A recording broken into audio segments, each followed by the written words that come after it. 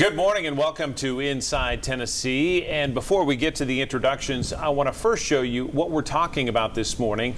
It's a state Senate seat in Tennessee, and that is District 6.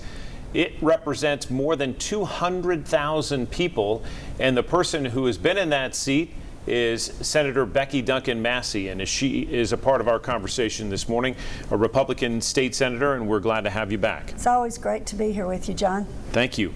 You have a Republican challenger, Monica Irvine. She is with us as well, and it's nice to have you to talk about this primary run. Thank you. It's nice to be here. I'll introduce our panel, and then we'll get started. On the end there is Don Bosch. He runs his own law firm and happens to be a Democrat. Good morning. Good morning. Susan Richardson Williams runs her own PR firm.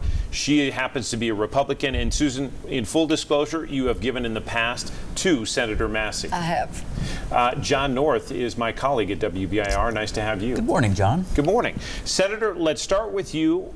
Why are you running again for this seat? Well, I've been doing a lot of work to not only represent Knox County, but people across the state. I chair the Transportation Committee, and we've passed a couple of years ago a major transportation bill. I need to kind of keep seeing that that gets implemented the way it needs to be.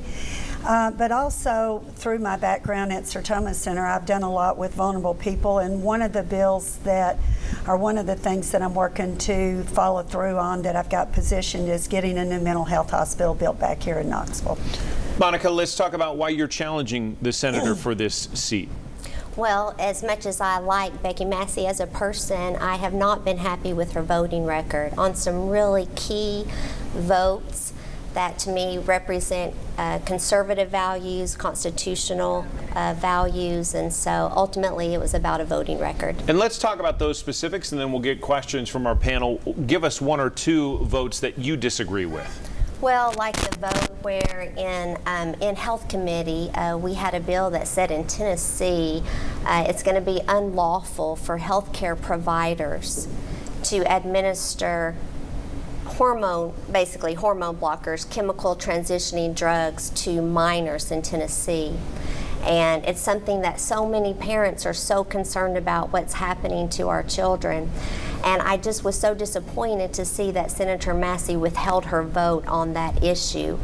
She took what's called a present but not voting, which I don't think should even be allowed. It's either, we elect you to vote, we actually pay you a salary to vote. You can't refuse to do the job that we elect you to do. So withholding your vote on such an important issue as that was really disappointing. Of course, I was also disappointed that Senator Massey co-sponsored a bill that was going to make more exceptions in Tennessee for abortion. Let's stop there, because I want you to be able to explain your vote on the first one, and then we'll get to the second issue. Okay, and thank you, John. Basically, this was back in about 4 or 5 years ago. Well, 4 years ago. It was during all the COVID year and everything. And we had spent time after time, and even my opponent in some of religious literature talks about parental choice. And we had been talking for a year about parents need to be in charge of whether their kids are wearing masks or whatever. And in that committee meeting, I felt like that we had been doing doublespeak.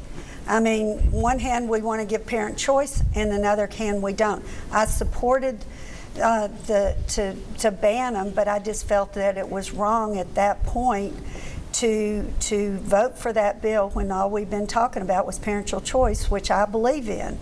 Later on, we've had another bill since then that really was a better bill, and there's also been more science that have come out about it, and I did vote for that bill.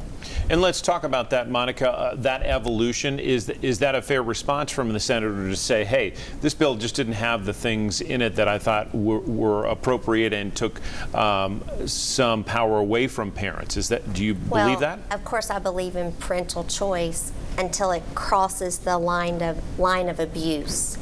And so administering, stopping children from going through the natural process of going through puberty, that's child abuse in my opinion.